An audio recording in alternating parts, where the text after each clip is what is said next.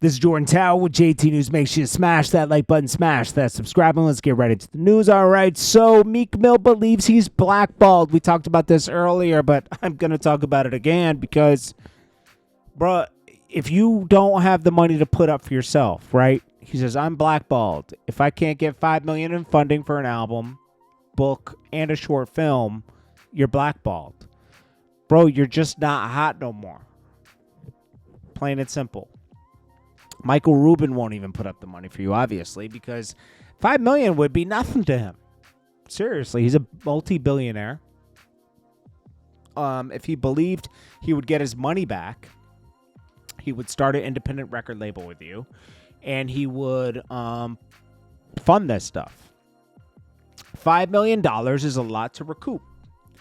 Now, think about this. Okay, so let's calculate. And let's go by the old rules if you're selling physical CDs, right? So Meek Mill, he's doing triple plastique right now. So that's $6,000 the first week. And let's just go old rules. Say you're getting $10 an album, which you're not, but let's just say you are. It's only $60,000, right? Say Meek Mill was able to eventually sell 100,000, right? Because he doesn't have a major label pushing him right now. So he was able to sell 100,000. You do the $10, $1 million, right? $1 million.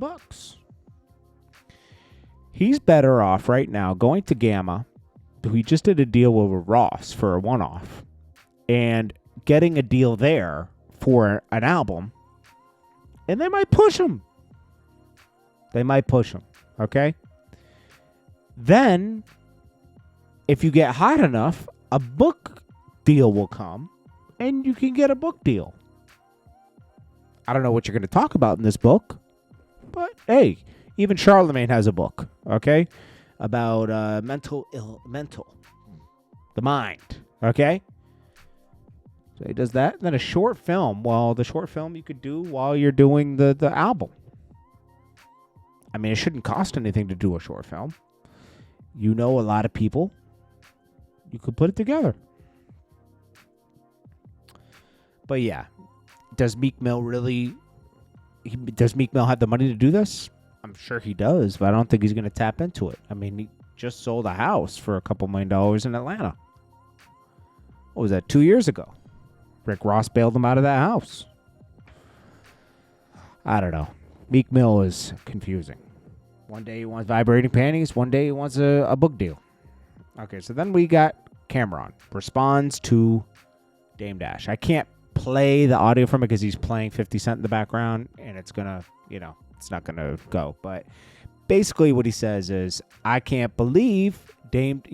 I've reserved from responding to everything because Dame Dash was my friend, and he was there for me when I needed him. So I'm always gonna respect that. And right now, he's trying to get 2 pieces of content. He's trying to find a home for them. He was going to put them on Revolt, and he was going to do them for free. But I have all the slots are booked up till the end of 2026 for Revolt. But he says he has some slots open because he has a deal with Revolt. And he offered these to Dame Dash. And that, he would executive produce them, just like Dame Dash executive produced his albums on Rockefeller, and to return the favor. But Dame Dash says, no, my little brother is not going to executive produce. I'm the general here. I'm the one in charge, and you're not going to executive produce my album. I'm sorry, shows. So Dame Dash said, all right, well, I extended an olive branch, and he chopped me away. So he says it's just a shame how Dame's going out. And that's about it. That's what he wrapped it up as. And he says, let's play Swear. Lying through your gums is treacherous. But I will respond this week. I'm going to try to get some people on Zoom. And, basically back up what I was saying, and yeah, he's going to respond to Dame tomorrow from what he said last week, and then he's going to respond on Friday for what Dame is saying this week, calling him scared, crying in the streets when Dame Dash was hustling. Supposedly Camron was scared. Come on. I don't think that's true, but hey, it is what it is. All right. Dame Dash is now labeled Debt Dash. He went on there and said that he is the CEO. Well, he's going to be the chairman of Revolt. They even put it out on Vibe. They took it as truth. But unfortunately for Vibe, it wasn't the truth. Camron said, "Give me about an hour, and I'm going to tell you the truth. Didn't know you were such a liar. I got you, though." And then the CEO of Revolt comes out and says Dame Dash is not the chairman of the company, and there's no acquisition path. I know some of you might have caught Dame Dash's interview with The Breakfast Club. Let me set the record straight. Dame Dash, a hip-hop pioneer, proven track record. He is not the chairman. There is no acquisition. This is a quote from Vibe, is completely fabricated. We just announced a partnership with Naomi Osaka, Umi Sports Illustrated today. Black women and women more broadly are doing powerful things in sports. Yeah, he basically uses it as an opportunity to promote Revolt, which is fine.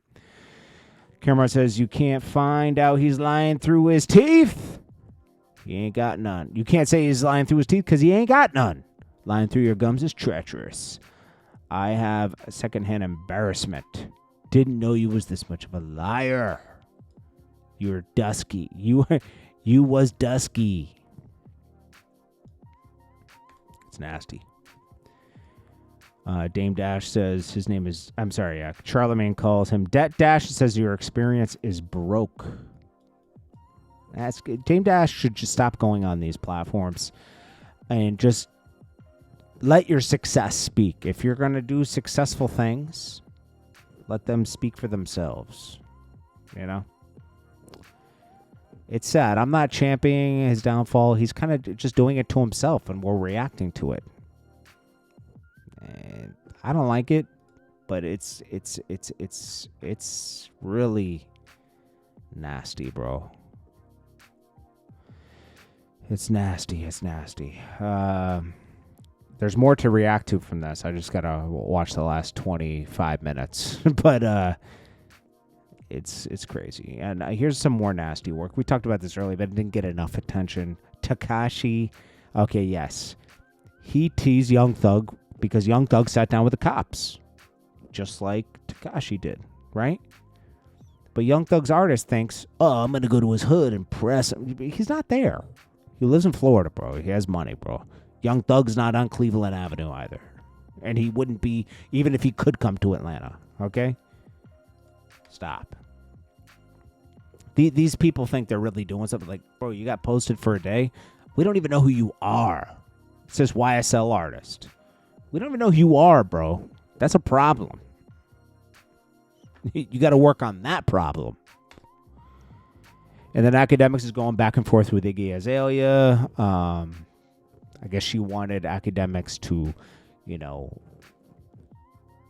do articles about Playboy Cardi and all this stuff. But obviously Akademiks was like, nah, I don't care what he did. I'm a fan of his music, not of his reputation and home life. I don't really care about that stuff, And, she wanted him to put all these stories out about him.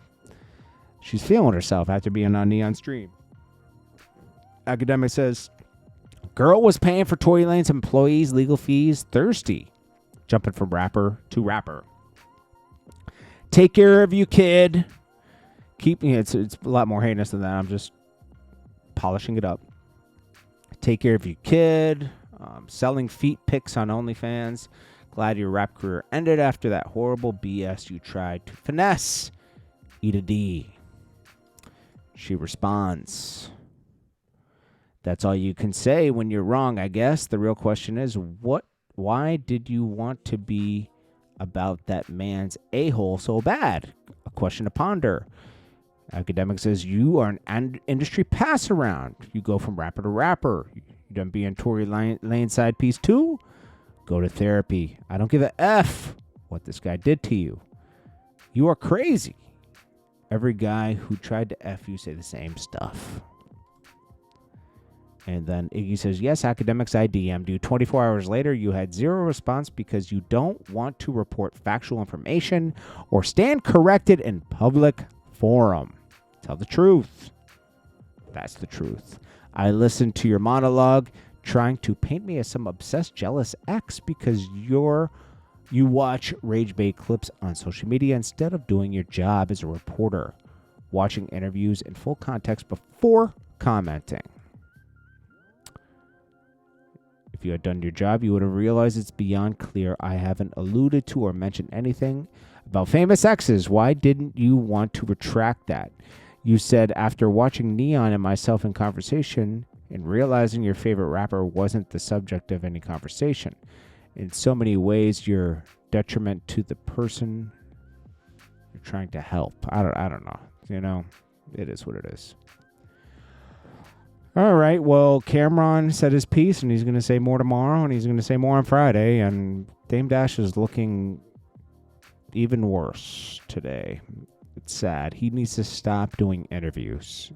He's just alienating himself from anybody that could actually help him. Sometimes we all need help at one point, and it's sad because Damon Dash could get a lot of help and patch a lot of things up with a lot of people, but he thinks he's beyond certain things, and you're not.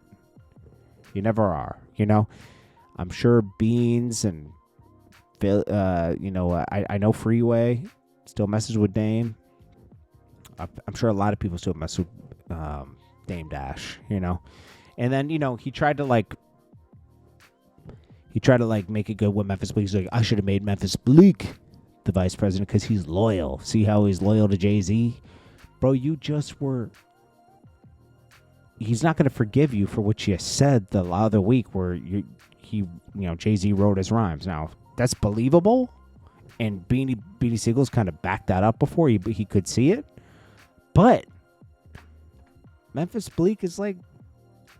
He still can call favors with people and still have them on his show and everything, and he doesn't talk down to people. He lets them talk, and they reminisce about the past, just like you should be doing now. You shouldn't act like you're above your past. I don't know. That's just my piece. It's sad, man, because we all looked up to Dame Dash at one point. To see him going out like this is like, it's weird, honestly. I just don't completely understand it. Anyways, this is Jordan Tower with JT News. I will check you guys in the next one. Smash that like button for me, and thank you for watching. I'll check you guys in the next one. Peace.